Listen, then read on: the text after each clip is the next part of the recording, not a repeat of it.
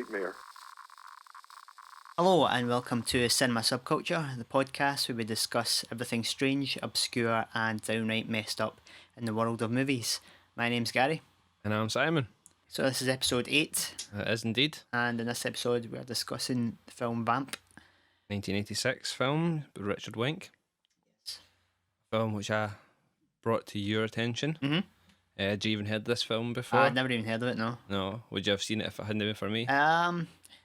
Probably not, no. No. We're not aware of it from Arrow releasing the Blu-ray? I guess I'd seen it. Yeah. But it was never one I thought, Sure. I want to see that. I get you. But See, for me it was like instant, like, this is the kind of cheese that I loved when I was in my mid-teens, right up to now, I guess. Yeah. Don't know, do you want to give us a bit of a plot rundown, Gary? Since that's your stick. okay, so the basic premise of the film is two college guys Right. trying to get into some fraternity and basically try and get some exciting stuff for the like some hookers or strippers. I love how way before you got to strippers, your hand motion for excitement was a pair of boobs. Some excitement.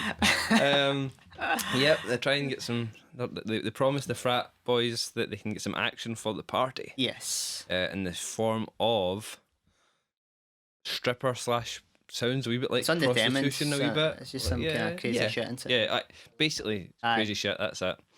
We've got two main characters, Keith and AJ, who set out with the help of not really their friend, I guess, just an acquaintance. car. Yeah, guy with cars. Yeah. Who seems really keen to please everyone. They set out to the big city Yes. and end up in a whole mess of shit. Oof. Yeah, some cheesy shit. So, what did you think of this movie then, Gary? Overall, I quite enjoyed it. It's a pretty fun film. Yeah. I mean, something about the kind of 80s high school movies, you just can't. It's just pure feel good cinema in a way. Yeah. You feel bad to criticise it because it's I feel it's quite sincere. Yeah, I mean, it's made with like no other purpose than just to for people to have a good laugh. Aye. You know what I mean? Mm-hmm. Yeah, it's quite unassuming. There's no heavy message. It's just kind of there and no more. The opening scene, when I was watching that, was I quite like that. It's quite obviously you don't know what's kind of really going on. It was quite funny when the reveal with the frat boys are kind of taking the piss with the lads, making out this big ceremony of them to be hung. I thought the dialogue when the two guys, Keith and AJ, come off the ropes, it's quite fast. You know, like almost like Kevin Smith dialogue. Okay, you know, it's quite kind of clever. The kind of, I guess you'd call it the kind of more attractive one or whatever. The more like guy one was giving all the kind of the chat with the other one in the background, kind of echoing it, you know, and giving little points stuff. I quite like that. So you've got the kind of typical college guy doing the kind of talking, and you've got the kind of shyer, more reserved guy, you know, kind of giving the banter in the background. So I quite like that, the kind of the fun, and the fast pace of that. What about you? What did you think of the script and things? One thing I liked the kind of buddy aspect of it. Yeah. I mean, I felt it was a bit loose. The whole plot seemed a bit loose to me. Yeah. Like, how do we get them into a vampire strip club? I mean, that is exactly it. I mean, that's never more exemplified than the scene where they're driving through the city and they swerve something, a car or something like that, and spin out, and then there's no one around. Okay. To me, that's like almost like them getting to a different world, and it's like it's almost they had no way to get them from A to B. Yeah. You know, and they had, we have to do this thing. I mean, that scene that felt very weird to me, but again, it kind of in keeping with the film. But after that point, like everything was like kind of almost in this other world. Yeah. You know. One thing that was quite strange when who's the main guy? Like, is it AJ AJ's the kind of cooler one. Right. Keith's the one. Yeah. It's the kind of main character. He's sort of the main protagonist at the start, and then it switches. Yeah, that was the kind of like Hitchcockian thing, isn't it? Right, He's done that a few times. I think I would rather that guy didn't become a vampire, because I think that was more. I've got to admit, like well, again, like spoilers. No, when that guy died, like, I was really disappointed Aye. because I was enjoyed. I did like him Yeah. more. I mean, when in the cafe, even and like, he takes out those the albino gang. Aye. Like I preferred him really, I guess. But I'm glad the way they kept him in it. Okay. You Aye. know, because at least they kind of brought him back and he was still in it. Yeah. But I've got to admit, I had that same feeling. He was definitely kind of stronger character and an actor as well. Yeah, I think so. Although Keith is quite a likeable guy, the relationship between the two was stronger than just him on his own. Because he took it to do the romantic like DD Pfeiffer's interest. Yeah. I mean, that kind of worked, I guess. But I mean, like example, like when he's in the strip club and she's like kind of giving him the eye and like it's kind of like, remember me?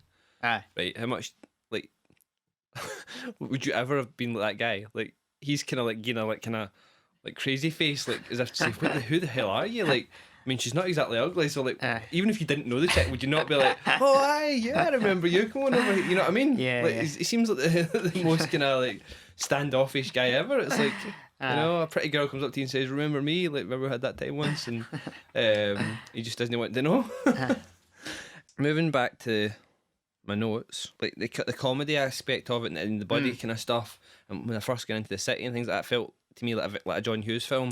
Yeah. You know what I mean? It was very kind of like Ferris Bueller's Day Off kind of thing, or like Weird Science. That was I felt that was the kind of humour I felt from the whole film, even once it ended and things like that. Yeah.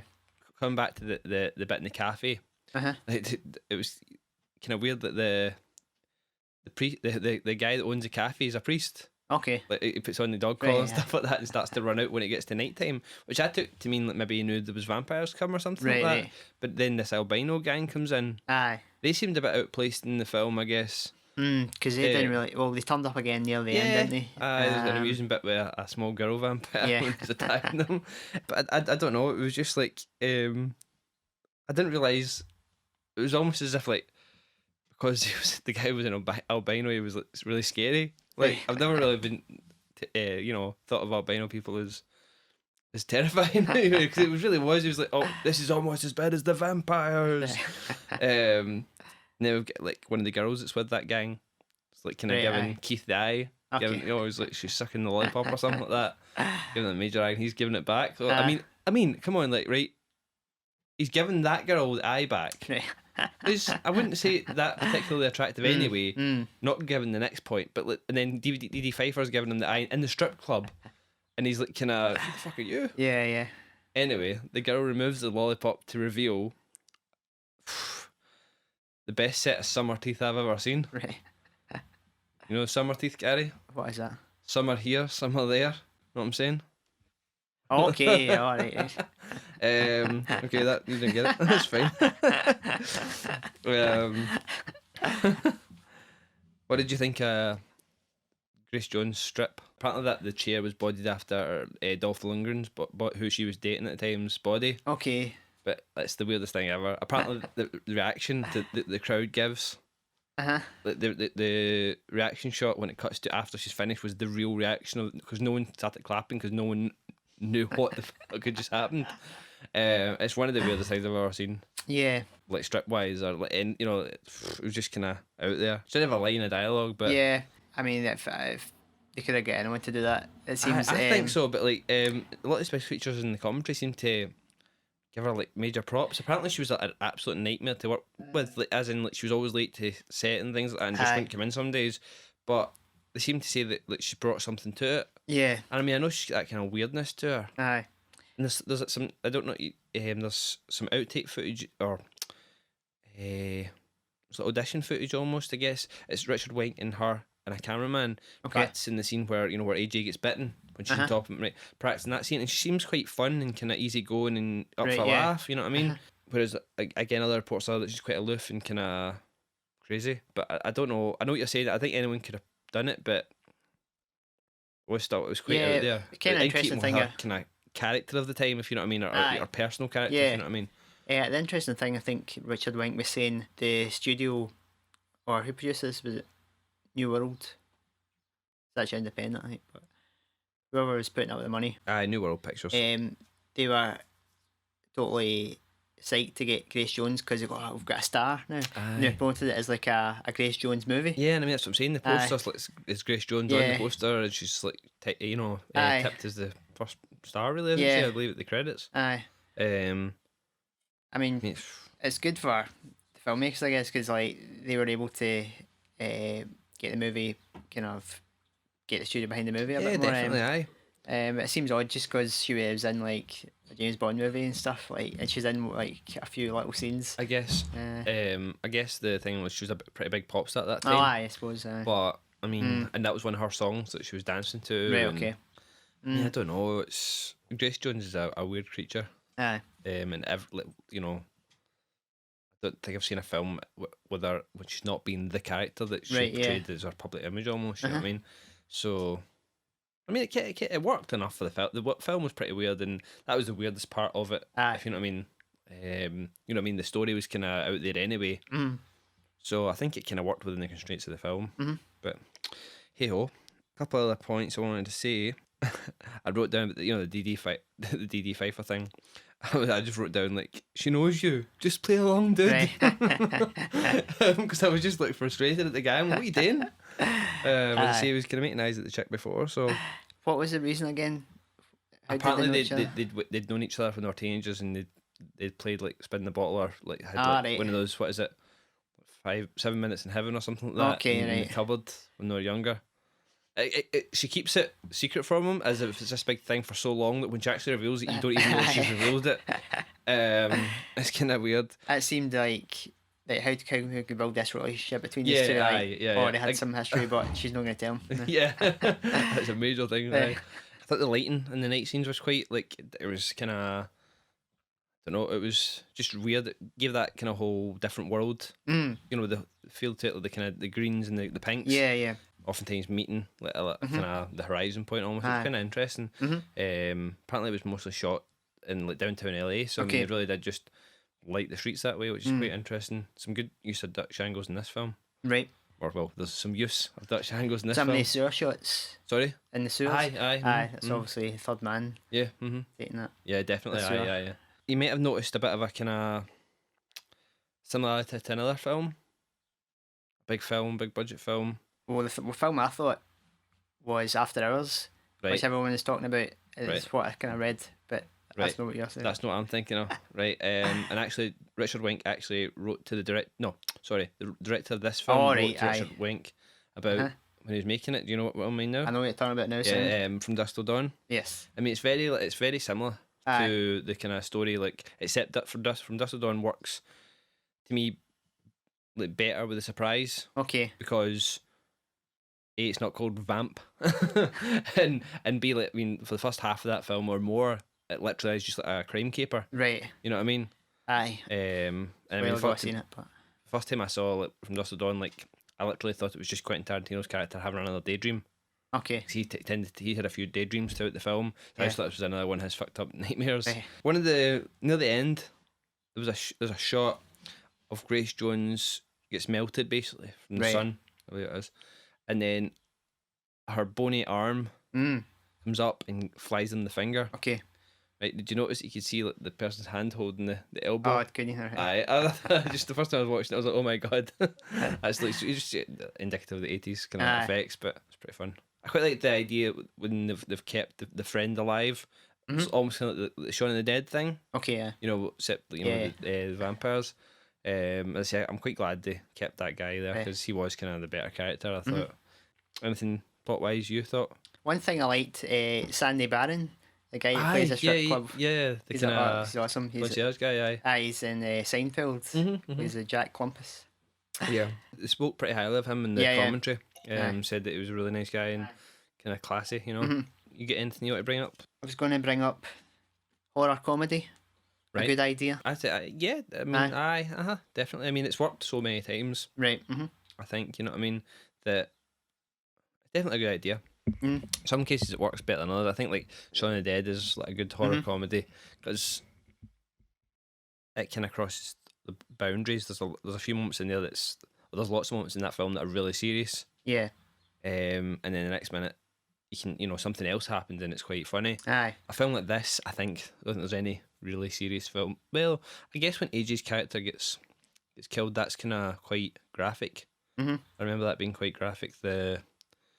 He's struggling, then all of a sudden he's just not there. It's kind of creepy that way. Yeah. The rest of it's pretty standard comedy affair. Mm-hmm. I suppose that something like Gremlins Uh-huh. was a kind of big horror comedy, the first one anyway. Yeah. That kind of really tried to scare you as well as make you laugh. I think it's some more you think of. American Werewolf in London. Oh yeah, that's a really successful one. I remember being shit feared at that when I was a kid, man. See those like the Nazis that come in, like the kind of Hounds of Hell guys. Right. Is it Nazis? Ah. And he's having a nightmare, and he's sitting with his family. Right. And they'll come in, and they've got kind of not wolf faces, but like demon faces. Okay. It's kind of creepy. I mean, I don't really have a problem with films doing that, but I think I prefer my horror straight. I think I would say like Shaun of the Dead and those type of movies, I would say they're comedies and playing with the horror genre. Yeah. I don't think they work as scary movies at No, all. again, no, you're right. I say, I don't know, Gremlins to an extent. I think if you went into that film never knowing what a gremlin was, like if you hadn't seen the second one ever, I think the second one totally blows it out of the water, and it's kind of. I think that was kind of. I don't know if it was studio pressure to make it less. They didn't really like the whole horror comedy, having so much graphic violence followed by like funniness. Right? Yeah, it's marketing into it. It's a nightmare to. Yeah, and I mean, let's face it, like, who can they market Gremlins and Mogwai to? Kids. So they want to make it as friendly or as funny as they can make it. So I think, like, when I remember first watching Gremlins, and I found it quite, like, again, I was a kid, but it was quite scary. You know what I mean? Something jumping out at you for your Christmas tree, gonna kill you. You know what I mean? I think the work. I know what you're saying. I do like straight horror as well. But I'm not opposed to these films at all. Yeah. I mean, a film like Dawn of the Dead is quite interesting. I would say that I would class it more as horror, albeit as a light-hearted feel, maybe not full-on comedy. Yeah, and I think that's maybe like us looking at that, and it being like 30 years old now. That's maybe why, like, again, like having our oversaturation. I wouldn't class a zombie film now generally, like your normal zombie film, as a horror. Yeah. I mean, looking at even like Zack Snyder's remake of Dawn of the Dead. Aye. It's an action film. It's not a horror film. You know what I mean? Zombieland, again, big zombie film. It's not horror. That's interesting. You know what I mean? Can you do a serious zombie film now? I don't know. I mean, something like Wreck apparently is quite is scary and it's like a zombie film. But I don't think you can do one like I don't think 28 Days Later or something like that. Again, that feels very. Maybe not 28 Days Later. 28 Weeks Later is definitely an action film. Okay. But 28 Days has different elements in it than the zombies to me. There's more in there than. You know what I mean? It's not just a zombie. It's not just a zombie flick, but it's not technically a zombie flick anyway. But so looking at Dawn of the Dead now, whereas the horror was the gore, the violence, rather than scares or like kind of, oh my god, that could happen. Looking at it now, it's more there's obviously comedy elements that were always there, but they're more light-hearted now. Because there's not that gravity of the kind of maybe how can they be showing this stuff on TV, you know what I mean, that kind of thing. But I've thought that for a while about zombie films, that you can't really have. I don't think that you could do a scary zombie film probably now without having some sort of new element to it. I suppose that's true of all the kind of classics. I mean, look at Twilight, you know what I mean? Yeah. I don't think you can. I don't know if you can do another like serious scary vampire flick. You know what I mean? I think it would take something again different or going backwards. You know what I mean? Going not backwards in terms of a step backwards as into something like Nosferatu or something. Doing something like that style. Or even Let the Right One In. Maybe not scary. It's quite chilling. I know what you're saying. That has that's different. That's done something different. That's not your kind of Count Dracula. You know what I mean? That's true. Definitely different. And I'll admit there are scares in that definitely. But that's got a different feeling altogether to it. Aye. But I mean that's a good step. That's a good change they've made there. You know what I mean? I love that film. But it's quite far removed from your kind of classic vampire film. Yeah. It's an interesting point.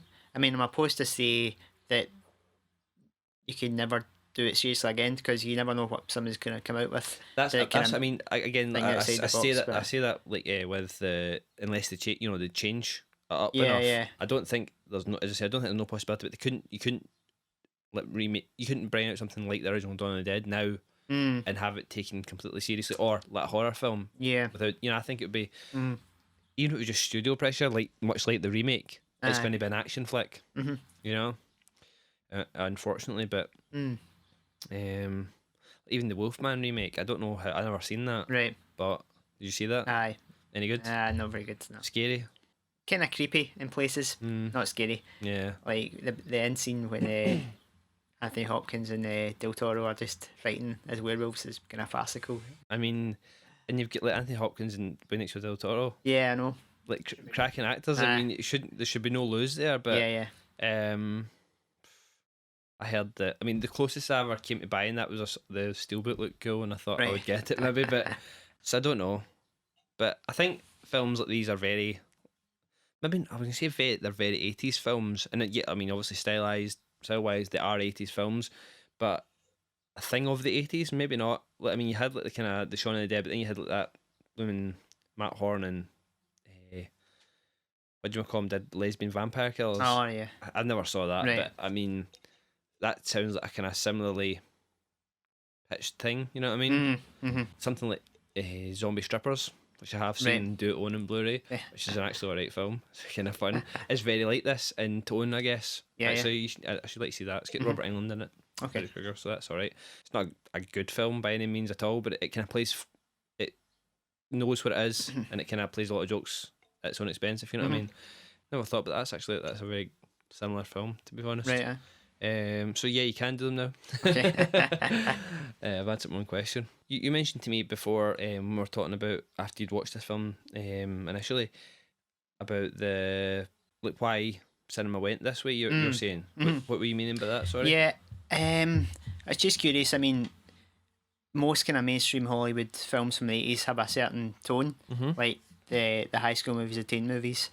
Like the John Hughes and stuff. Yeah. It's kind of John Hughes and stuff. Is that a term? You know what I mean? It has kind of this ubiquitous, feel-good, celebratory vibes to them. I was just bringing up why that might be. I don't know. I mean, culturally, you could say that the 80s were in America a shift away from the kind of more radical liberalism of the like 60s and 70s. So everything became more conservative under Reagan. Yeah. And you had a more resurgence of patriotism. The myths of what America was became more redefined in a more aggressive foreign policy. So, and then you had shifts towards consumerism. And I mean, in terms of cinema, the 80s were a time when studios were taken over by corporations in the 70s and 80s. And then the 80s were when studios kind of figured out how to sell movies, because what happened with when they kind of declined in the 60s, they kind of and they brought in all the new Hollywood directors because the old studio heads didn't know how to make movies for this new youth market, so they brought all the. That's what I was going to say. It's like kind of as if they've targeted specifically at like the teenagers. Aye, like, and not necessarily just the horror flicks like they were doing previously. I think like making them about teenagers for teenagers kind of thing. Yeah. It's interesting how when you had youth movies through the 60s like Easy Rider, The Graduate, Last Picture Show, things like that, they were quite radical in what they had to say, whereas moving into the 80s you had high school movies which were pretty much sanitised. They kind of they became like, much more conservative, much more kind of middle class. The kind of the edges rubbed off them. Kind of almost like the ideal, your ideal like high school experience almost. That kind of maybe what adults thought teenagers should be doing. The way things should be. I get you. I mean, when did John Hughes? When did he start making films? Was it in the 80s or? I think so. I haven't really seen a lot of John Hughes films. He directed Weird Science, Yeah. What else did he do? Ferris Bueller's Day Off. Okay, right, I have seen that. What's The Breakfast Club? Yep. 16 Candles. I mean, to me, the characters in Vamp feel very lifted from, they're kind of generic in that way. Yeah. And they could easily be lifted from this film and put into either, any of those films. Yeah. I mean, which definitely lends the credence to your thing about like, it's definitely a product of the era. Yeah. I mean, you look at teen like films now, even like kind of like just straight comedies or Mhm. something, even from the 90s, like your American Pie kind of thing like that. It's far more. It's still kind of set in kind of the the high school ideal high school, but then it's pushed to the kind of extremes. I get, Yeah. you know what I mean. So it's Mm. kind of went from being radical to being Mhm. kind of sanitized to being kind of. Well, this is it's like almost like you see some of those like memes on the internet of like kind of like what my friends think I do, what my girlfriend thinks I do, Okay. what my mum and dad think I Right. do, and what I actually do. It's almost like that, and the kind of the American Pie is what our parents think we do. You know what I mean? I Right. think that's how wild everything. You know what I mean? Uh-huh. I'm sure it can be worse nowadays, but that's what it kind of reminded me of. I mean, you could say about the 90s high school movies, it just became kind of more anarchic in a way. Like, it was just like, all right, how do we kick it up again? So we just, gross out humour. Yeah, It's more crazy shit. that's that. Um, I wonder like, how that change came about from going from let's show people that like a kind of idyllic high school experience yeah. to go into like the kind of the gross out like humor. Mhm. I wonder what the kind of thought behind it, if there was much thought behind that, or if it was just trying to do something different. Yes, I mean those films. I mean, again, I haven't seen lots of John Hughes films, but Ferris Bueller and Weird Science have a definite feel to them. And I guess if it's like if all those films are kind of set the kind of high school like films, I guess they've kind of explored everything they could do. Yeah. There's no new ideas really they could do other than let's get a guy to fuck a pie. Right. Kind of rhymed a wee bit. Guess that was maybe just the kind of ideas. Let's do something different. Mm. It was combining the kind of the gore, gross out gore thing from the horror films and the kind of teen comedy, but not doing horror. But Mm. so trying to gross out with humor. Yeah. Not trying to overanalyze the film too much, but I mean, I don't think the film has anything to say thematically or anything. But if you kind of look at what it says in a sort of unconscious way, Mm-hmm. you could argue that it's about a group of sort of middle class rich people. They go to the city for some kicks, but they actually find they actually need to get out of there. They need to escape the Mm-hmm. kind of the safety of suburbia. Yeah, You've got sort of the college versus the strip club ain't it always the way? goes head to head. I remember having that choice many a day. It's interesting that through the kind of from the 50s onwards, you had the growth of suburban America, and how the city became like kind of much more, Dangerous, yeah, kind of safe place. for lower class, and Mm-hmm. became black versus white suburbia in a way. Yeah, I get you. Uh-huh. As it's kind of like really like bluntly saying, don't go to places like this. It's bad, and bad things will happen to you. Mm, Don't go to strip places. yeah, Don't go to strip joints. yeah. Sure, you might meet a cute little girl that knew you back when, and you'll pretend to not know her. Mm. But vampires are going to eat you. It's interesting, like, because have you seen After Hours? No. That came out in 85 and this was 86. There's no way that the Vamp could copy this, but it's weird because that's about a guy, I think he's an advertising guy, Okay. and he gets stuck downtown and he's got no money. Right. So he's trying all night, he's trying to get back to his Uh-huh. house, but all this crazy shit keeps happening to him, he just can't get back up. Man, I wouldn't be so sure about like this being in Think- production because I don't know. I think it was thrown together fairly quickly. Oh, yeah? Yeah, I mean, I'm not. I don't know, but like, I seem to remember them mention something in the commentary about After Hours. Yeah. I mean, I'm Um, surprised because Wink brings it up, Mm-hmm. and then Roger Ebert brought it up in his review. Right. I checked out that. There's an outtake on the Blu-ray where Keith, the main character, like he comes out the sewer and he Uh-huh. turns to the camera and goes like, "Don't you hate it when you're having one of those nights?" kind of thing Right, like that. And aye. that kind of just what you're describing there. Yeah, The way he gives us kind of monologue to the camera. I think it's all an outtake, Mm. and it sounds almost like what you're saying. Mm. Don't know. I mean, I wouldn't say that there was there's no chance that it could be influenced or taking a lot from it. Aye. It seemed to be Wink made that the short Dracula Bites the Big Apple, Uh-huh. and then they kind of picked him up pretty quickly and said, "Go make this, go make something." Right, okay. Yeah. So it could have been quite, and it was Mm. fairly low budget. So Aye. an opportune thing would probably have been to kind of almost spoof something, you know, like After Hours. Yeah, So maybe it was. don't know. I mean, I think After Hours is kind of he's doing that same thing where it's a dangerous city, but in a way, it's kind of I think Scorsese's trying to balance the blandness of sort of your high paying suburban lifestyle with the kind of excitement of the city. I guess this is this doing the same? I don't think it's no, because I don't know if it's doing the blandness, because the college is kind of seems like a fairly wildish place. It seems pretty idyllic. Yeah. Don't seem to have any problems. No, I mean, like, example, when, like, they're talking about getting into like the frat house to live. Yeah. And they're talking about the kind of shitty place to live just now. Aye. Well, it was shitty. It opens the door and they're like carrying a guy down the corridor and stuff like that. Yeah. It doesn't seem like bland necessarily. I'm not worried about any classes or anything like that. Any studying. Definitely no. I mean, the guy's got a bow and arrow he plays with in his apartment. Yeah. Which comes Is in that really guy handy. playing golf or something? Yeah. So it doesn't seem loads of money. Yeah. So like what, 15 cars or something like that. Or 9 cars. That's what it is. I think it's more the kind of what you're saying. It's at first almost like kind of just stay where you're safe. Yeah. Don't venture outside your comfort zone. Don't go to the town. Don't go to the city. Bad place. Yeah, I mean, I think that is over analysed. Definitely. I mean, it is. Yeah. I mean, as I say, it's very like unsubtle. Yeah.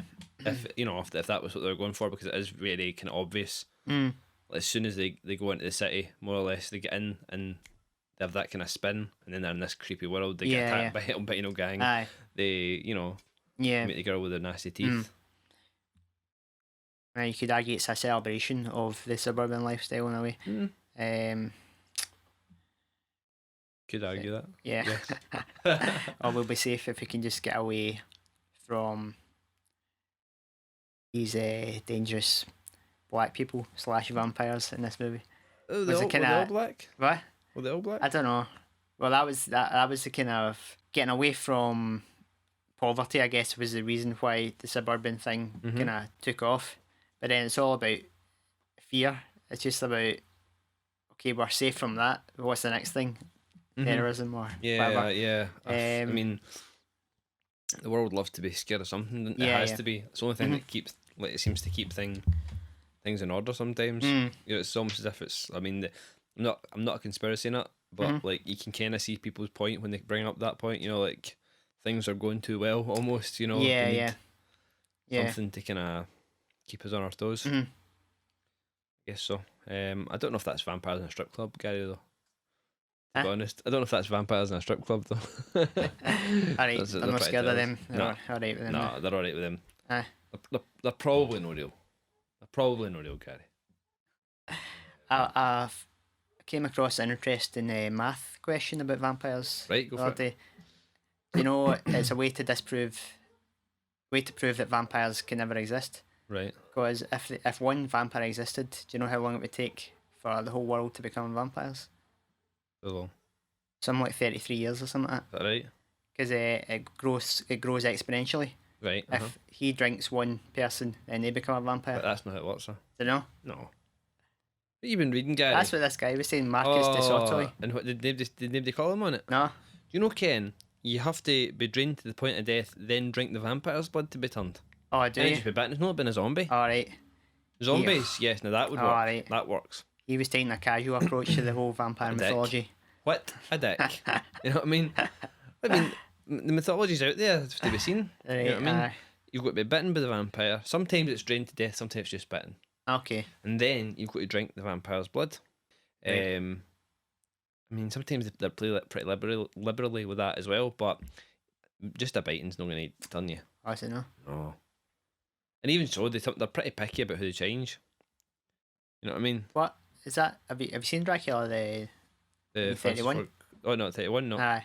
Is that what happens in that? In the original, in like the novel, Bram Stoker? In Bram Stoker's Dracula, I'm pretty sure that there's exchange of blood because there's a bit where Jonathan Harker is getting kind of molested by the demon women, the vampire women, and he, like Van Helsing. Well, again, I'm kind of based. Have read the novel. But I'm basing this more on. I've seen the movie more times, the Coppola film.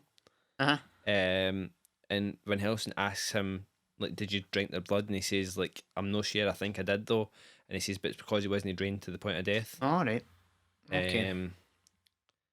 I'm sure you're probably right enough with your 31 Dracula, because I think the mythology was simplified at a certain point. Right. Okay. But your kind of modern mythology, it's not like a zombie type thing. Okay. Right. You know, just kind of get bitten once, Right. and then there's like in the novel, he visits a character Lucy Westenra like many times. Okay. Like she has to hide the bites and stuff like that. Right. She's not turned till like she's basically killed. All right.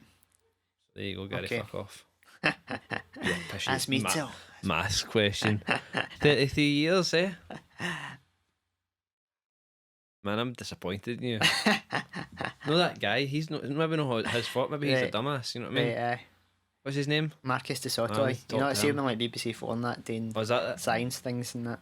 Really? Bald head, Aye, and he's come up with this. he did, aye. And I'm speechless. But anyway that you hear this, Marcus, when he do some googling, I mean, 2 seconds in Google and you would ken exactly what was going on. That's bullshit. Aye. Oh, Gary, and you believed it. I can't believe you didn't know better. You just base your mythology on the kind of the original, like the kind of Universal monster movies. I guess it was just I haven't been keeping up with it. Haven't read up on it in a while. Maybe kind of forgetting it. I guess given in this film, Aye. I mean, we'd never see AJ like drinking the blood of Grace Jones' character, but Right. he is killed. So I guess you could maybe apply that mythology to this. Right. But again, he still kind of gets killed, whereas like just a bite isn't a date. You know what I mean? Aye. Just a nip in the cheek isn't a date, Gary. Oh well. Oh, there you go. You brought us to the end. So you have, Gary, brought me to the end of my rope. That's an interesting thing. But that works for zombies. Right. Aye. Should have done zombies. Aye. But do you hear there's a thing in the news? Like some guy was trying to like bite another dude, and like they had to shoot him. Really? Aye. Like, I can't remember what country it was. Aye. So there was a story in like, so apparently some guy was trying to eat or bite another guy, and like, the cops had to shoot the guy that was trying to bite. Okay. So it left the guy that was getting eaten / bitten, like ended up in the hospital, and they had to kill the guy that was doing the biting. Don't know what came it, but Why was he trying to bite him? don't know. I think Eat him like. Or... Aye, I think so. He was out in the street just trying to. It was almost as if it was out of a zombie film. Okay. I mean, if it starts to happen, Gary, you heard it here first. That's patient zero right there. You know what I mean? Maybe no, technically. Maybe but more cannibalism. No, but it was like, aye, I know what you're saying, but it was kind of like a crazed guy. It wasn't like, I've killed this guy and I'm going to eat him secretly, or I live in a tribe and I'm going to eat these guys secretly, or I'm going to lure this guy back to my house and eat him secretly. It was like, oh, there's a guy, I'm going to go and eat him in the street. You know what I mean? It was like, fancy a snack, you know what I mean? Right. And just, instead of going to the shops, just, I'll take a chunk of this guy's face. And again, he wouldn't stop it. You know, like the cops come and they're like, stop doing that, you're nutter. And he's like, he's no like kind of, oh, sorry, chief, I was a cannibal there. Aye. You know, I do this in my part time. I didn't mean to do it in the street. I thought this guy was all right with it. He says, aye. Like a bear trap. It was me. That's it. It's it was more like kind of zombies, kind of rah, meeting you. Aye. You know, stop, sir, don't do that. And he's like, rah, I'm eating him, and then I'm eating you in a minute. You better run, you bastard.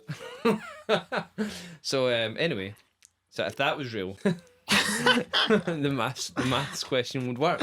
Right. Aye. Understand? Uh-huh. Right. I'm glad we got that cleared up, Gary. Don't bring up false facts again. Check out your stuff before we start recording. All right. Okay. Okay. Right. Where were we? When did you first see this film? Well, I had saw it was being released by Arrow on Blu-ray, and I read the kind of synopsis, and again, it just seemed like something kind of like fun and cheesy that I would like. Oh, aye. I just bought the I got it for a decent price. I think it was less than £10 or something like that. So I just got the Blu-ray and I watched it and I really enjoyed Blind it. buy. Aye, totally yeah. blind by it. Yeah. I think I checked the trailer out probably, but Okay. other than that, Mm. it's a blind one.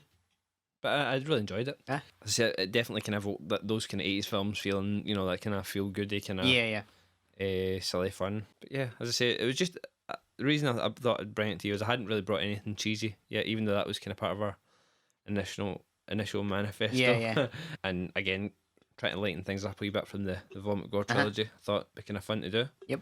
And if some people maybe checked out at that episode because it was maybe too much for them to watch, Right. I thought, well, this is kind of easy for them to see if somebody wanted to check it out and do the podcast. And that's all I've got to say about that, Gary. What's I didn't get a chance to check out the transfer.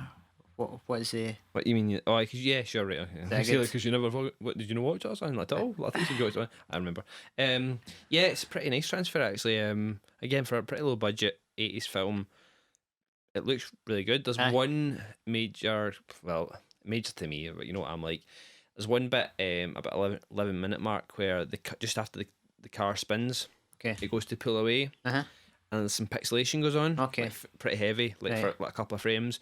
But Arrow have commented on it and said like it was actually something that was in their initial source. All right. That they got, and it's in the region 1 as well. Oh, okay. Blu-ray and the DVD apparently, and it was some damage I think that was done. It was on the print, and they tried to fix it. Whoever's done the master. Okay. Before Arrow got their hands on it, and they basically said we didn't want to go and fuck about with it, risk of making it worse.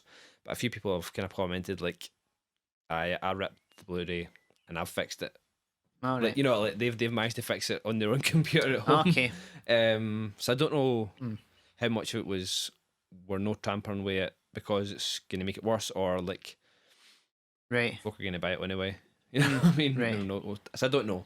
Give them the benefit of the doubt and say that they didn't want to maybe fuck it up. Right. Yeah. But I think it maybe would have cost too much to have a go at it. Okay. Don't That's a know. shame. But other than that, it's really nice. Yeah. There's some damage there and specks of dirt and things like that. It kind of, it's not a full like clean up and restoration. Obviously, otherwise the pixelation wouldn't be there.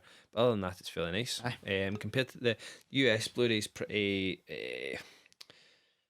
What would you say? Like kind of dull. Like it's almost like kind of a little.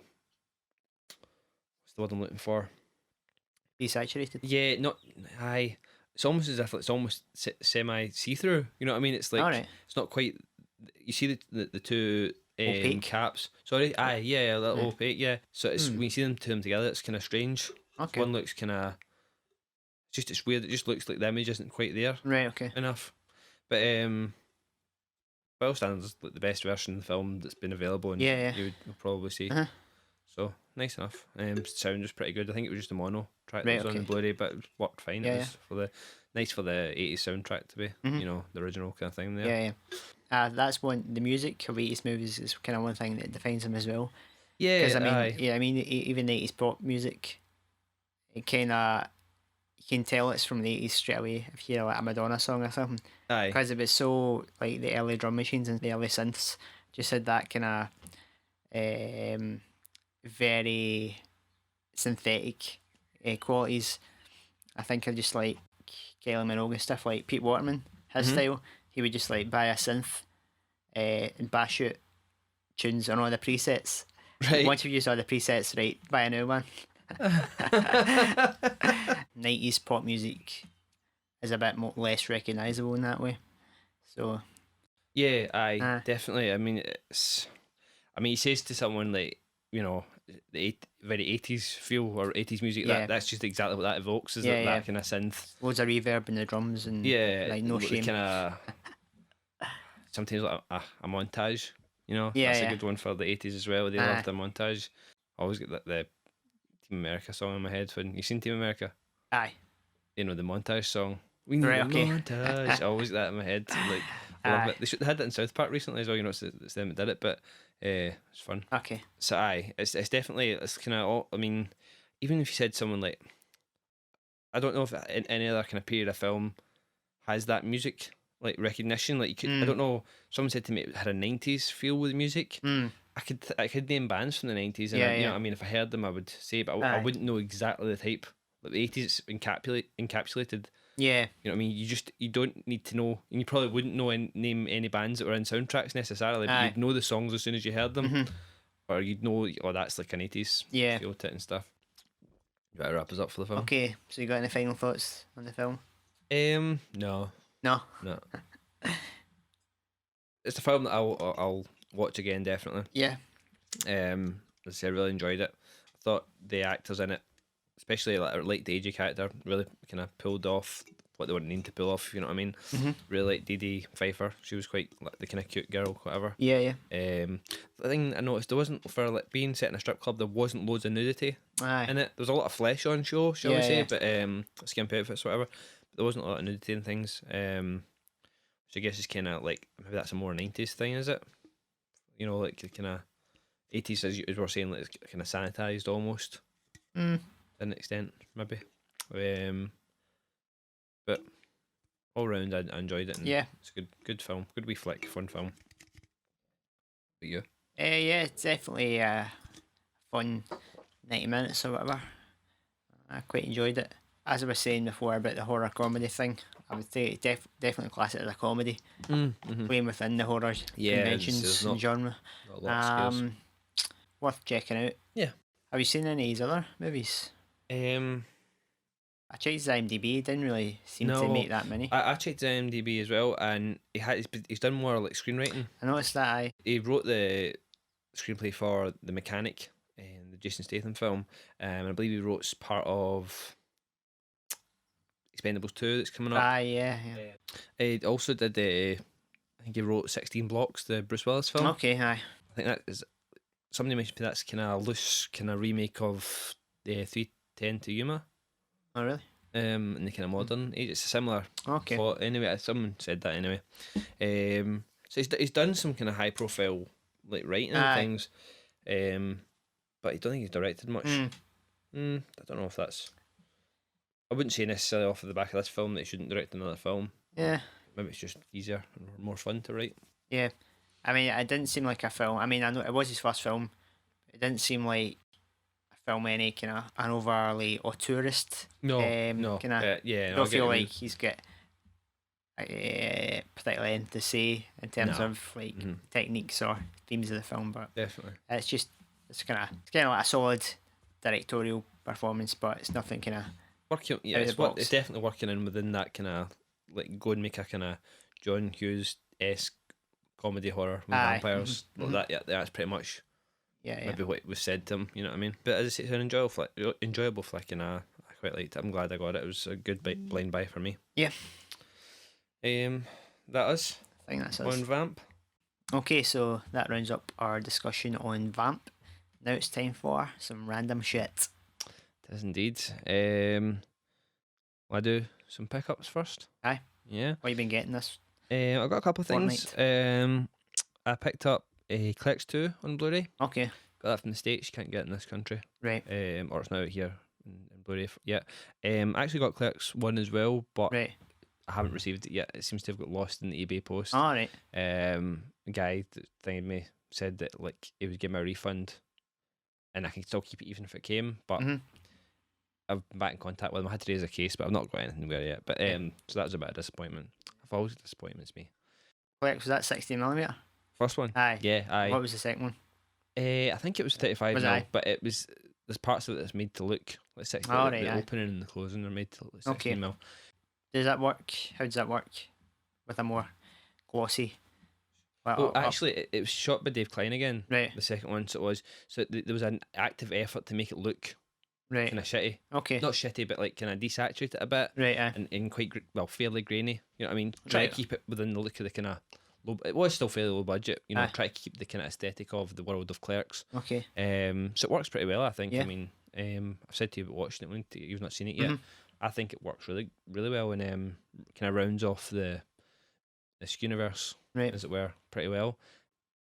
I wouldn't say it was as good as Clerks, but it feels like it's a progression. Right. You know what aye. I mean? It's a nice kind of closer to those characters at the moment. Okay. You know. Also picked up Sucker Punch, which I wasn't really dying to see, but I kind of was interested because all the negative feedback it got and how like fantastic it was meant to look on Blu-ray and Right, things like aye. that. I managed to pick it up pretty cheap.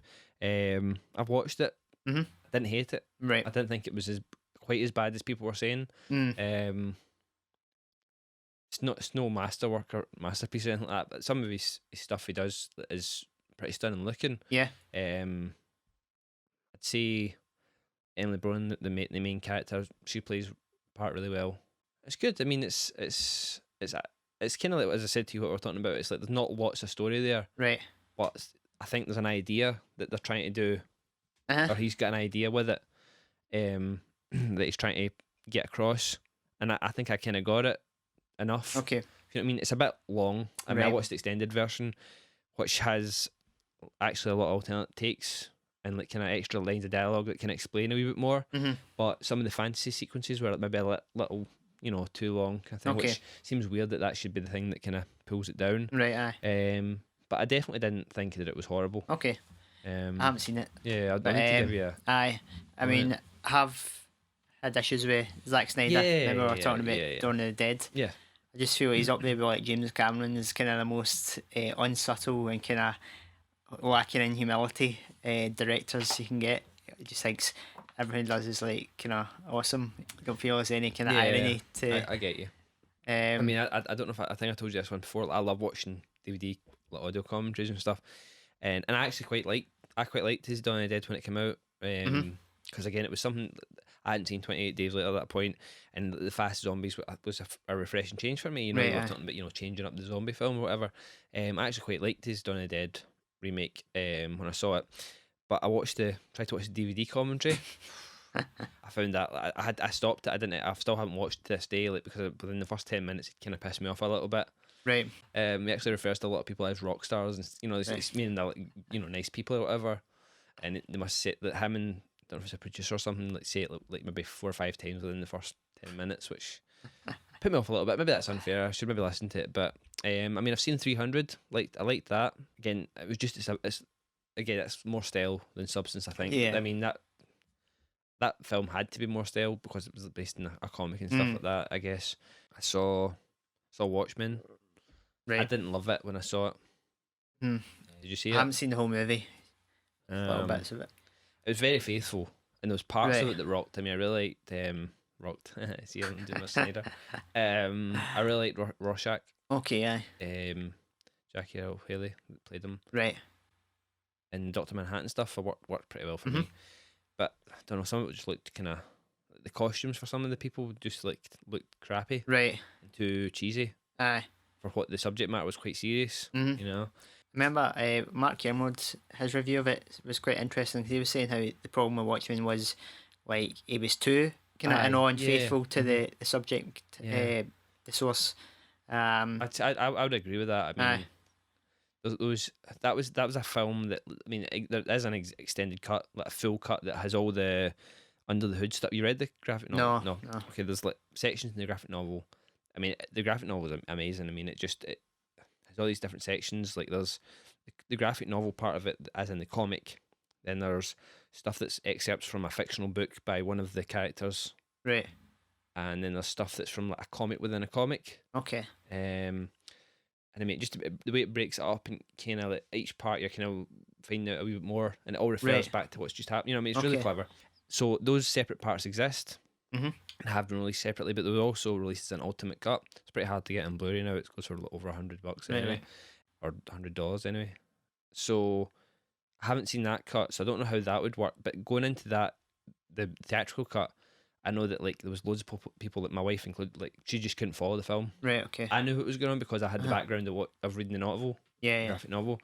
But like she was just like, I didn't know why certain things were happening, or like nothing was explained. You know what I mean? There was nothing really. It was like kind of. You really had to have some background knowledge, I think, of that film, to get it. Maybe I don't know, but even having that, I still didn't love it. I've met other people that really enjoyed it though, but I don't know. Maybe I need to watch it again. He also did that Owl movie. Oh, the Guardians of Ga'Hoole. Yeah. Oh, Legends of Ga'Hoole. Legends of Ga'Hoole, the Guardians or something. Right, okay. Something like that. I think the name kept changing. Right. Was that based on a story, like a children's book or something? I think it may have been, like yeah. some novel or something? I don't know. That seemed like out of left field for me when you brought that out. I was like, I couldn't believe. I thought so like, not what his usual stuff is like. So I don't know if was that any good. Right, I didn't really see it either. It was on TV the other day. Right. Didn't stop to watch it. So I mean, is that all his films he's done? Yeah. So I mean, and then it was Sucker Punch. So other than like Dawn of the Dead, which I quite enjoyed at the time, I'd say this was probably I'd say it was on par with maybe 300. 300 was a bit better, I think, but I didn't hate it. I think a lot of the negative stuff maybe lowered my expectations so much that it kind of was acceptable. But it's something I would recommend if you haven't seen it and you think this is going to be shit, check it out because it's not that shit. Right. It's got something there. It's maybe not the best realised film ever, but he's got like a lot of kind of. He feels like a wow filmmaker. Right. Like, Aye. whoa! Look at this. Never mind that it doesn't really matter, So, but it was okay. It was all right. As I say, it's got to be to get that idea as loose as it was onto the screen.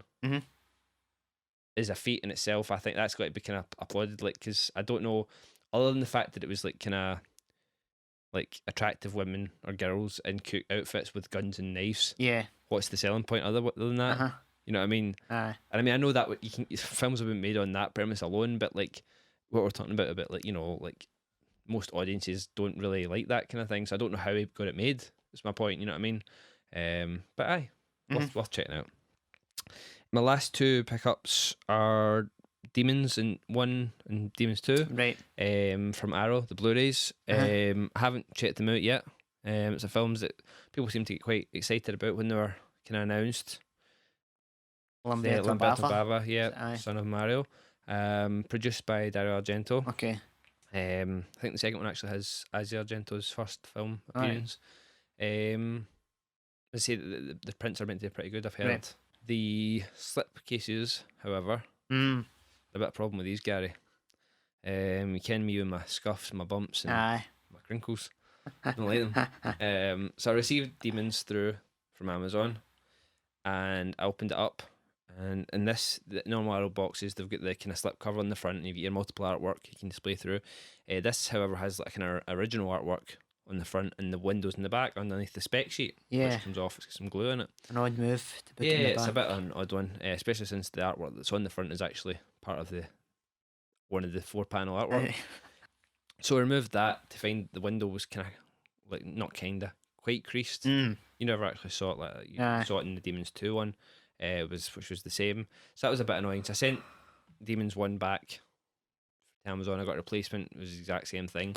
So I've kind of elected to just keep my spec sheets on these titles. That was a bit disappointing because the artwork's pretty cool for the selection of the artwork. So if anyone's getting those, don't take the spec sheet off. There's a steelbook, but you don't get some of there's a Demons 3 comic and things like that. You get okay.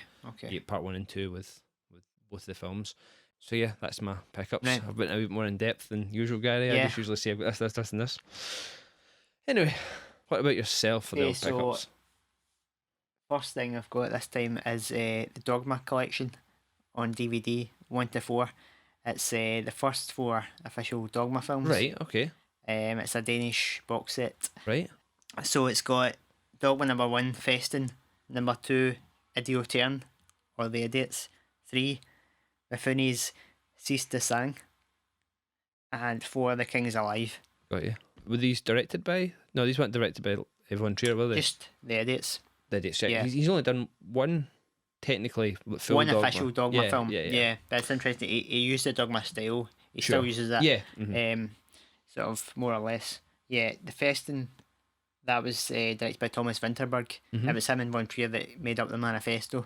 Yep. And then these 2 other directors were like it was like 4 brothers. To be whoever the Dogma group, and they were the guys that decided whether a film was Dogma or not. Sure, and or like, we're going to come to your house and fuck you up kind of thing. That's what it sounds like. It's like, see if you don't do it. See if you've said you've done it and you've not done it. Yeah. Aye, I get you. So I was quite excited to get this because I've been hunting for this for about a year. Right. I've had it in my Amazon wish list, and it's just been like an empty placeholder. It's like never turns up on like Marketplace. Yeah. And never turns up on eBay. But then couple of weeks ago, one came up for, it was £40 or something. So I pulled the trigger. Pulled the trigger, mate. Yeah, because it's got loads of hours and hours of bonus features Right. exclusive to that. Exclusive commentaries and stuff. So I mean, it's a really nice set. Like I like the rules and stuff. You know, the Dogma manifesto effectively on the back. No, that's nice. Even for that's £40. That's all right. Oh, that's nice. I actually kind of had a couple of things one thing I wanted to speak to you about the Von Trier. When we're talking about Dogma films, I didn't realise that Melancholia was one of his. I didn't realise that was his film. Like I can't remember how I came across it recently. I was looking up stuff about Antichrist. When we were talking about that, and I found I'd heard of the film, but I didn't realise it was his film. Have you seen it? Yeah. Oh yeah. Yeah. Is it good? Yeah, it's amazing. I had it as like a maybe buy, not knowing that it was him. Like just because I'd heard good things about it. But I was just thinking how weird it is going from like a film that's so controversial and kind of like upset a lot of people, like Antichrist. Yeah. To go to like something that seemed to be kind of universally praised. You know what I mean? Aye. No? I mean, I don't know if it was universally, but it got good reviews and all stuff. All the reviews I'd read of it were given fairly positive it wasn't overwhelming. No? I think it was fairly well received, but... Like, I remember when they were first talking about it, I thought it was based on like a true story. Is it not? Like, as far as I know. No, it must have been another film that they were talking about. Yeah. It was something about a guy that killed his wife or something like that. Right. That anything to do. Antichrist you're talking about? No, this was Melancholia. Okay. I must have been totally like just mixing up the films. That's why I didn't think it was his film necessarily. It was shot digitally, wasn't it? Yeah. Yeah. He tends to work all digital now. Yeah. I think he's done that for years. I mean, from the Idiots, I think. Right. That was the thing, they wanted to move away from film so you can do longer takes. It makes it more realistic, and you can move the camera about easier. Yeah, so... Have you got Melancholia? No. It's one... I might get it this month. It's one that's up there, my top titles I want to get. I was looking at the different Blu-ray versions. I think is it Artificial Eye? I think so, aye. I think their version is got slightly better special features than the States version. Is that right? Okay. I think so, according to Blu-ray.com. But yeah, I definitely think I'll be getting that as well. Yeah. That's the thing I was just moving on again. We'll go back to your things. This is random shit. Anything can happen, Gary. Did you hear? I think Universal, the studio, are moving away from using 35mm in their films. Is that right? I'm pretty sure it's Universal was the studio, but it's like the first major studio to kind of say that they're stopping using 35mm. I remember I think it was last year that some of the major camera manufacturers are stopping producing film cameras. Right. I mean, obviously, there's still loads that get used. That still, but that's significant. I was kind of thinking about that as well. I mean, I've no problem. People using digital, I understand it's cheaper and things like that. But for a whole studio to say like, that's it, all the films we're gonna, make are no longer gonna be film. I mean, there are a lot of people that argue that the red system is kind of pretty much like it looks like film. Yeah, it can look like film, but I don't know. It's something that I'm sad about that. I think. You know what I mean? I get that it's way cheaper. I mean, you say like longer takes, like you take something, you can delete it. You know what I mean? It's if it doesn't work, whatever. But I don't know. Something a bit kind of sad about one of the major studios. Yeah. If they've not got the money to still make films in film, then that's a bit sad. Aye. But I just thought when we were talking, you were saying about Von Trier, because I noticed that one of the things on the Dogma manifesto must be shot in Academy 35mm. Aye. Which is totally stupid because none of them were. Only one, I think. Right, is that right? I think the reason behind that was he didn't necessarily want Dogma films to be cheap films. Right, I get it. So they put that rule in, but then, fuck it. I want to work in video. Next thing, Wall-E on Blu-ray. Oh, nice, yeah. Seen it? I've seen Wall-E, yeah. Pretty fantastic film. Yeah, definitely. I mean, the whole, is it how long at the beginning without any like dialogue? That's it. I I don't know, was it Is 20 minutes or something? aye, yeah. Yeah. Makes me think of like Chaplin or something like a classic Yeah, silent film. it's almost like the kind of original Pixar shorts, you know, or even the kind of ones they did like with Toy Story 3. You know, it's just like kind of just fun, it's just funny, like cool imagery, and like you don't need any dialogue.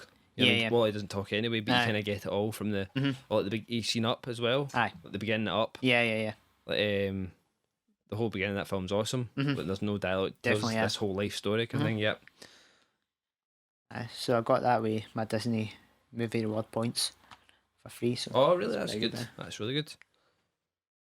And the last one is The Big Heat on Blu-ray. Right. From Twilight Time. Remember we were talking about this. That's right. A few weeks ago, and we were basically saying how these are all limited editions to 3,000. Yeah, we were kind of discontented. Yeah. Saying how it was a wee bit.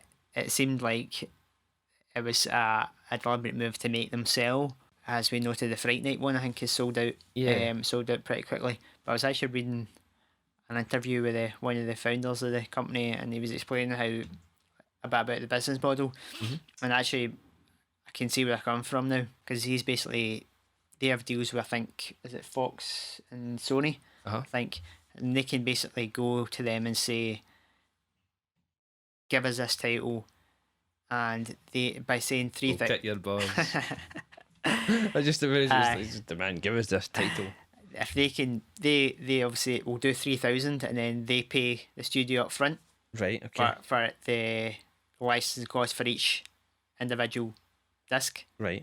And then for the studio, that's fantastic because that's made their money back. They're out of the game. Whereas with the traditional model, it gets really complicated for studios because it's like distributors and then chains of distribution going down to stores, and then it's really, supposedly it's kind of admin heavy with returns when stock's not sold. So I'm kind of quite sympathetic to Twilight Time, what they're trying to do now. But interesting thing is, it seems like a studio probably wouldn't release a lot of these titles if they want to go into a third party distributor. I don't know if I buy that. I'm still skeptical about it because, and I get what you're saying. Like, okay, you're sympathetic with them, but to me, that's still they are going up front and paying the studio, right? They're still doing that to try and make these limited edition. Yeah. So they're still trying to monopolise on the limited editionness of them. You know what I mean? And the fact that they're putting the money up front makes it even more kind of like obvious that that's the only reason, that to me that's the only reason they're doing it, is to make as much money off and make these like more sought after. Maybe, but it's more a gamble for them. I know. Because they've got to pay everything up front and then hope it sells. I mean, most of the stuff they've put out is quite obscure stuff. I mean, I haven't really heard of most of the stuff they've put out. I guess. I mean, I'm just thinking of the Fright Night stuff. I mean, I think that would have sold. I think the fact they got Fright Night is a title that can justify a lot of the other titles. Because they're going to make that money. I mean, maybe you're right. I mean, as I said, I don't know all the ins and outs of the business model. To me, it still feels like it's limited edition. The fact that there's no special features on it, really. You know what I mean? It's not like a limited edition in the kind of traditional sense that we're with. It feels like it's a kind of slapping limited edition on it. Is what is to make it sell. If they released it and I don't know, it's still limited. I get it is a strict limited edition. I get what you mean. It's just not a special edition.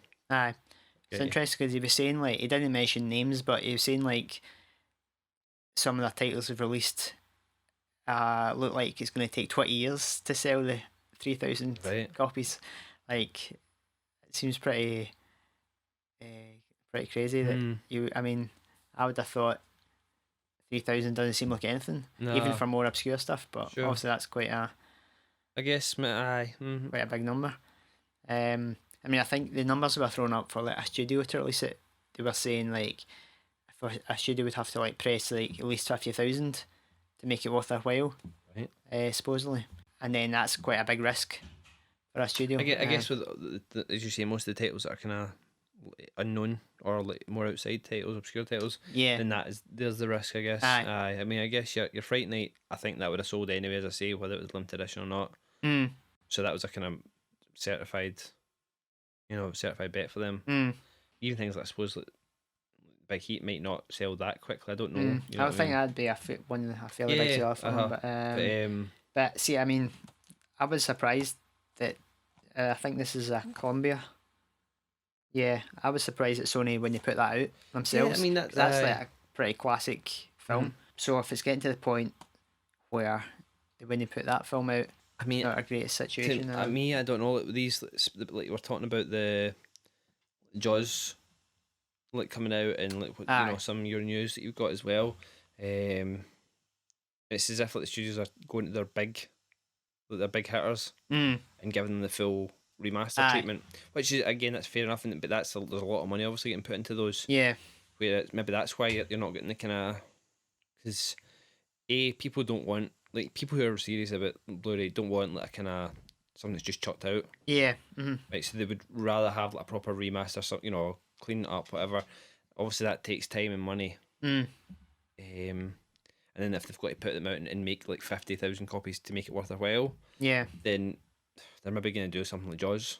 One film that if they remaster that, do a good job of it, they can pretty much eat off of that for ages. And it's you're pretty much guaranteed.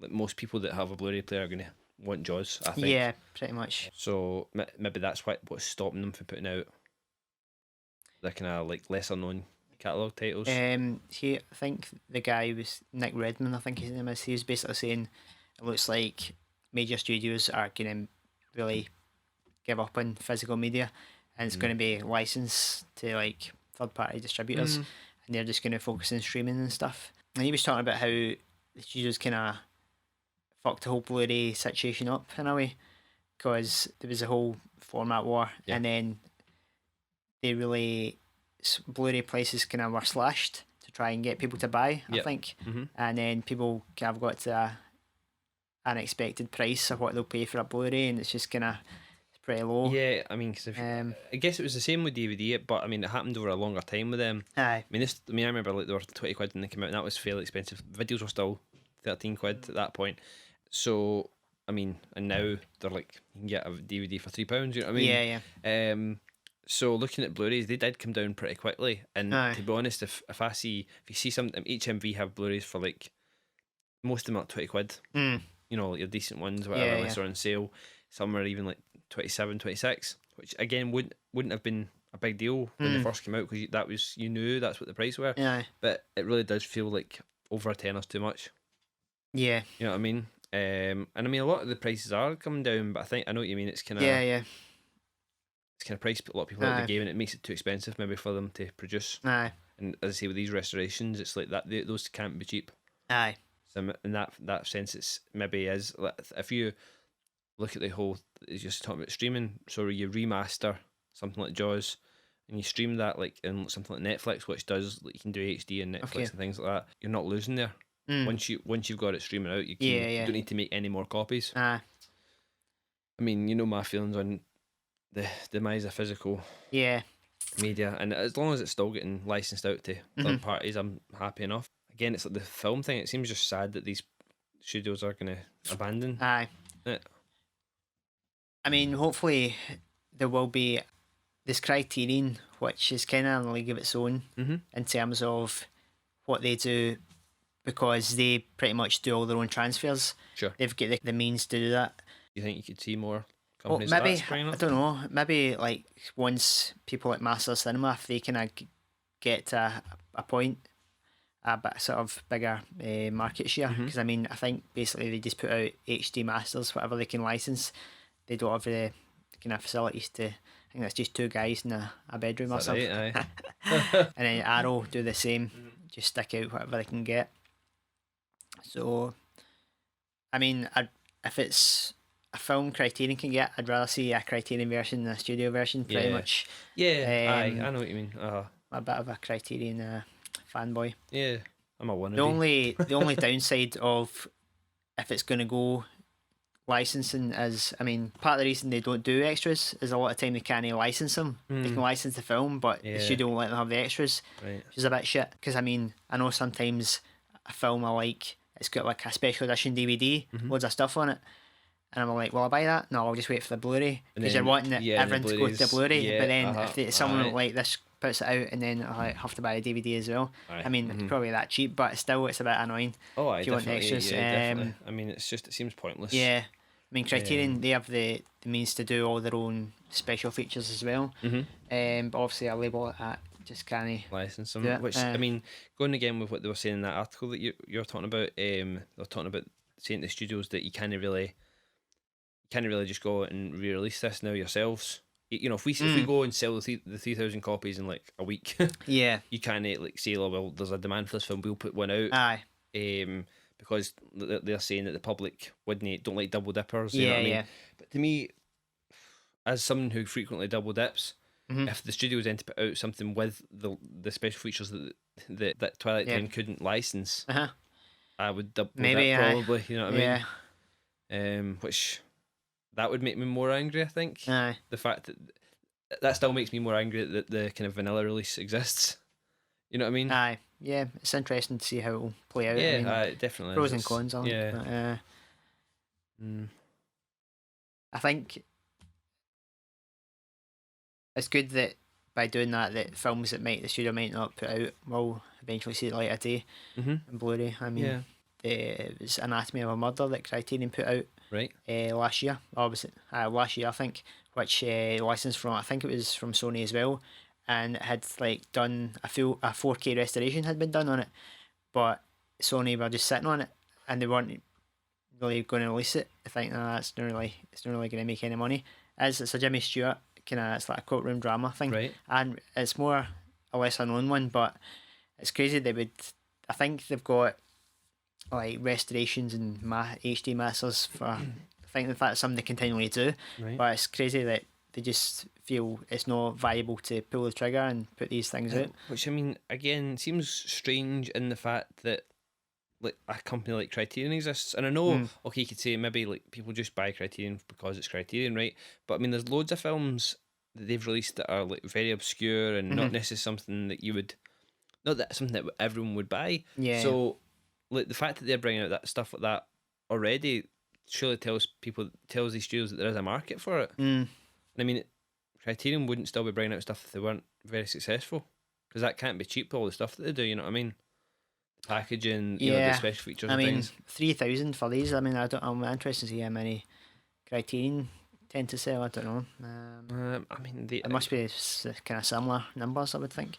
I mean, I don't know, but like, I thought it would have been more simple than the fact of like, I don't know, like Criterion's pretty heavily fetishized. Do you know what I mean? Yeah. Like, it's kind of. Aye, there is people that want every spine number. Yeah. And I think Criterion do the same, like having really populous titles to balance out with the more obscure stuff. I don't know. I mean, but it does seem like a waste to do these for like the restorations without releasing them. But I guess that's maybe, you know, we're talking about like something like Sky HD having HD transfers of films that aren't out in Blu-ray yet. Yeah. That's obviously what happens. You know, maybe it's easier to do a high res HD transfer than we thought. Probably it is. Probably it's as simple as scanning it and having, you know, scanning it at a 4K resolution or 2K resolution. That the hard part is in the, you know, restoration. Right, aye, probably. Yeah, you know what I mean, because then anyone can turn on a scanner. You know what I mean? But there you go. Some good random shit there. Yeah. Is that all your pickups then? That's me, aye. Was there anything else you wanted to bring up, Gary? Some news? Okay, so I think this was previously announced, but there's some pictures went up of the 80 Steelbook. Oh, right, aye. I hadn't heard about it actually to this week, so. Maybe, I don't know if it's a street date, but it was kind of in the works that Universal had put out this list of stuff they are doing. Right, sure. Restoring and stuff like that, so it's quite a nice, it's like a white, the fingers. Simon shaking his head. Yeah, again, it's kind of like the Jaws thing. I don't really like the variation in colour from the original artwork. The normal Blu-ray has got the regular poster with the bluish dark nighttime sky with the moon, Elliot and his bike with E.T. in the front, and the two fingers touching in front of the moon or the picture. Whereas the Steelbook has the same scene with the fingers, the moon, and the bike. set for, instead of it being a bluish nighttime, it's a white-ish nighttime. So to me, that's like, let's not paint this. Let's not put any colour into this steelbook. It looks cheaper. I don't know. I mean, it looks nice enough, but I just think like having like a steelbook with that nice like poster, like an iconic ET poster, I think would have been nicer. Maybe. Are you gonna steelbook or? I don't know. It might be one like the Joys. I'll pre-order both and maybe see what I like and Right. sell on what I don't like. I like the idea of a steelbook. It looks really nice. I just wish, let's say, it had been the thing. The Blu-ray, the artwork's nicer to me. I don't know that the top bar with the Blu-ray, DVD, and UV digital copy, which I don't really like, but see, I'll keep what I don't like. Keep what I do like. Sorry. You think you're gonna go for the steelbook? Think about that. Yeah. Like the film? Yeah. We were talking about Steven Spielberg and things like that. And yeah, it's like that and Jaws. I think I have some problems with other movies, but even this, it's definitely a nostalgia. I remember the last time I watched it. There was some scenes where the acting's a wee bit kind of over-egged. Yeah. I think it's meant to be the theatrical version as well. I don't know if they're going to release the 2002 special edition. I hope they release them, both of them. But what's the difference? Well, there was some CG added in of ET, with some more kind of dynamic movement and things like that. I don't think it was anything too crazy. There was a bit where his neck properly extends and things. There's a couple of scenes that look pretty cool. But the biggest thing, the thing that the fans would be angry about, the bit where the bikes take off at the end, the cops or the FBI agents, are all holding shotguns. Right, and the kids are coming up, holding a shotgun. And in the 2002 special edition, they George Lucas'd it and made them into walkie-talkies. Did they? I totally zapped them out their hands. Which I thought was there not a plot point where E.T. actually disables their guns? I thought that was. I thought they tried to shoot and they don't work or something. Anyway, so I'm pretty sure it's the theatrical that the Blu-ray trailer seems to shows the shotguns intact, and I'm sure Steven Spielberg when they announced that he was going to be working on it, said that it would be the theatrical version that was coming. So that's pretty cool. Yeah, I'm quite excited about it, as much as I am about Jaws. Yeah. Anything else? Just a couple of Criterion related things. Right, yeah. Criterion did their, I think it's their July announcements. Sure. It was the day after we did the last recording, so we couldn't have added that in. Just missed it. But some interesting stuff. One I've pre-ordered already, which is the Royal Tenenbaums on Blu-ray. One of my top 10 favourite films. It's a film that I've yet to see, but I've heard lots of good things about it, and I've recorded it on the old Skybox. But it's one that I've been keen to see for a while. It's got a stellar cast. Yeah, so looking forward to that one. And one other thing, Criterion put out a newsletter every month, and every newsletter has what's called a wacky drawing, hinting at a future release. And on last newsletter there was some pigeons with boxing gloves around their neck on a beach. Right. And that was a hint on the waterfront. Got you. The Elia Kazan classic with Brando. Yes. Seen the movie? No, I've not seen it. I've seen a lot of scenes from it, like a lot of your top 50, top 100 films usually have on the waterfront in there. So that's one I'm definitely excited about Criterion doing. It's an interesting, I thought that'd be a classic film. I don't know who owns the rights to that, but I thought that'd be a studio title for sure. But that definitely feels like it should. It would be something that I don't know who owns it, but Paramount or Universal would put out or something. You know what I mean? I kind of probably have quite a boring release. That way. Kind of crappy artwork and things like this. But that's good that it's the Criterion for getting it. Sounds like it'd be nice. That's all I've got. That's what you've got? Alright, sorry, that's more than I've got. What else did I hear this month? Are you going to go and see Prometheus? We've talked about this before. You're not a big Ridley Scott fan. Not a massive fan of the Alien, but I don't know. It looks kind of cool. I think the fact that it's trying to stay away from being just an Alien prequel is kind of interesting. I don't know how deep it will go. I'm quite keen to actually see this in 3D. Oh, is it 3D? Yeah, it was shot in 3D, so it was as well. I'm interested to see what Ridley Scott will do with this. I mean, whether it will work okay. Right. There's some interesting kind of computer imagery, like maps, star maps, and things like that you see Michael Fassbender's character looking at. I think that'd be quite interesting in Right, the okay. 3D and stuff. So I like seeing films that were shot in 3D. Uh-huh. In 3D. I'm not bothered with others, but yeah, I'm fairly looking forward to it. I've been looking forward to it pretty much since the first kind of proper trailer came out. Kind of got me jazzed for it. I do like the Alien franchise, but I like the fact that this is kind of trying to stay away from it a wee bit. Okay. Detach itself away from it. It's interesting he's gone back to the science fiction genre. Yeah, I mean, I don't know. I think it's his first revisit from since Blade Runner Right, yeah. to the science fiction. It is interesting. I think I don't know what will have enticed him more, the money or like just doing it again. I really don't know. But it looks pretty promising. It's got a really good cast. Yeah. Michael Fassbender, Charlize Theron. Is it Noomi Rapace from the Girl with the Dragon Tattoo, the original version? I think it'll be pretty good. Fingers crossed. You seen anything recently that you Watched The Deer Hunter. all right? All right. You watched it, the Blu-ray? Yeah, yeah. Have you seen it? No, I haven't watched it yet. I haven't seen it. No, It's an excellent transfer. is it? Looks excellent. I saw some comparisons with the US one. And it's been DNR'd to heck, man. But they've changed up a lot of the colour palette as well. It's it looks nice enough. The US one, if you know what I mean. Right. Until on closer inspection, a lot of details been taken out. Okay. But on the surface, it looks really nice. Yeah. But just when you see them in comparison, like it's not the natural colours aren't there. It's weird. It's different. But I'm glad to hear it's a good transfer. I didn't actually realise till I got it that film's over like 3 hours long. Yeah. But it's something I'm really excited to watch. I just need to find some time to just sit down and. I remember, I don't know when the last time I watched before this was, but I remember always thinking it was too long. But I think it was pretty well paced actually. Watching that again. Yeah. Yeah. It's maybe something that just kind of comes with time. Maybe I was too young to appreciate it. Maybe. Graduate as well, watching that. Right. That's not a great transfer. Oh, really? It's not terrible, but again, I saw some comparisons with the American one, and some of the colours looked a little better. Right.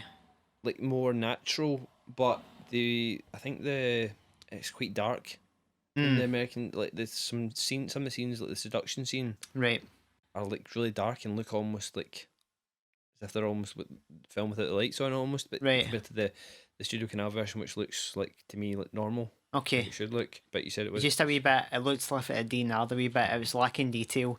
I think they were saying that the bit rate wasn't the highest in it, but I think the one in the States is even lower. I think it's like the 17. Really? But and I think the one in the Studio Canal is like 24. Okay. Megabit. That's a shame, but yeah. Okay, so that rounds up this episode on Vamp. Next time we are going to cover Last Year at Marienbad. Or Last Year in Marienbad if you're from the UK. Seems like a weird title change. Directed by Alain René. That's good. 1961. Strange film. Right. So it's, you've kind of told me the kind of outline of the plot. Well, no, it doesn't want to begin to ruin your plot synopsis for next time. But what people have drew allusions to Inception. Right. Things like that. Okay. The characterisation and the kind of messing with time. Things like that. He said it was kind of maybe something that Nolan would kind of take an inspiration from. Aye. Got you. No, I'm definitely interested in this one. It's a film that I'd heard of, but never really knew much about it until you kind of gave me a wee rundown. So we're also going to be looking to get a new schedule up for the next 3 months.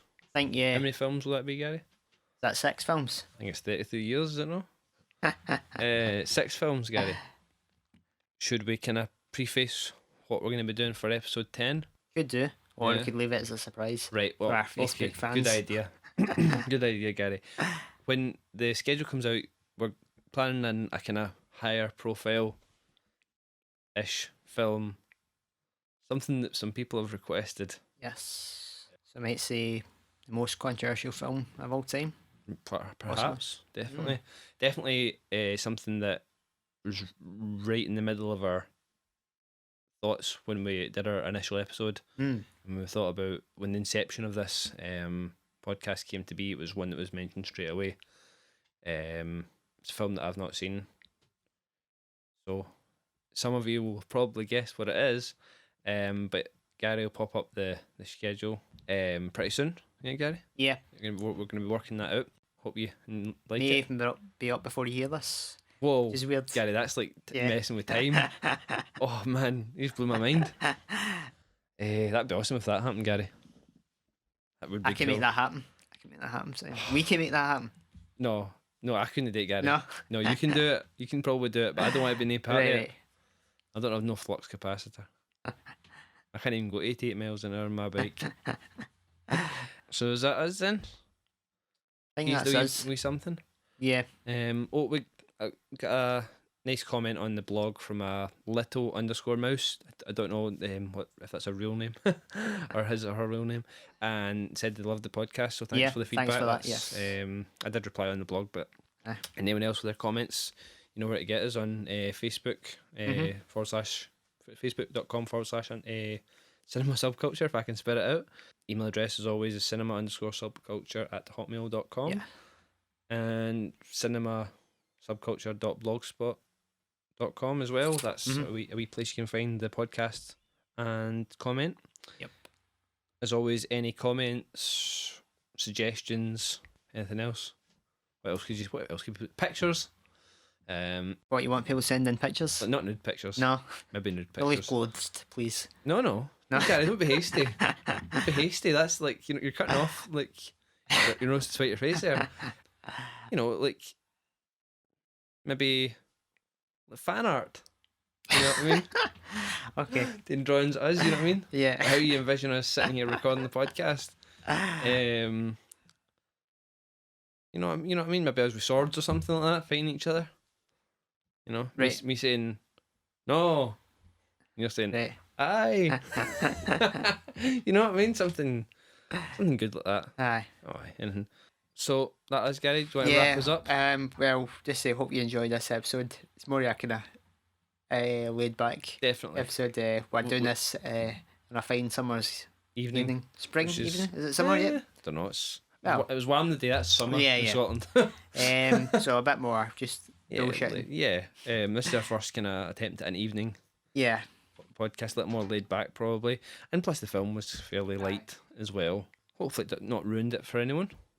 You can let us know that in the comments if you feel we're too laid back. I think it's just the nature of the film. I think so. Yeah. You know what I mean? I think that's us. Get a bit more weirdness to come next week, so we'll be able to delve into that. Yeah. What's So it once we mean, get Simon? used What's it to mean? this setting and this time of night, Right. we'll get focused again. Aye. I'm kind of tired as well. Oh really? How come you've been working? I was working this morning. Yeah. You fell asleep in the afternoon? I had a couple of others. Aye. Oh wait, that's getting on, man. That's right. Okay. Join us next time on Cinema Subculture. Thanks for listening and Keep it extreme.